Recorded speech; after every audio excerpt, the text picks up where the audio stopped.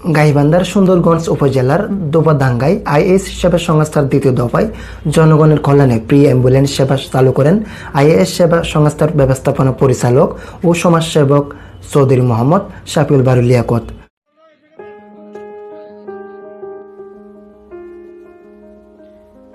গাইবান্ধার সুন্দরগঞ্জ উপজেলার দোপাদাঙ্গা ইউনিয়নের জনসাধারণের ভাগ্যের চাকা ঘুরিয়ে দিলেন আইএস সেবা সংস্থার ব্যবস্থাপনা পরিচালক বিশিষ্ট সমাজসেবক ও সাংবাদিক চৌধুরী মোহাম্মদ শাফিউল বারী লিয়াকত। দীর্ঘদিনের আশা পূরণে মঙ্গলবার বিকেলে আইএস সেবা সংস্থার প্রধান কার্যালয়ে আবারও একটি প্রি অ্যাম্বুলেন্স সেবার চালুর শুভ উদ্বোধন করা হয়। প্রতি হিসেবে উপস্থিত ছিলেন সুন্দরগঞ্জ থানার তদন্ত ওসি মোহাম্মদ বুলবুল ইসলাম।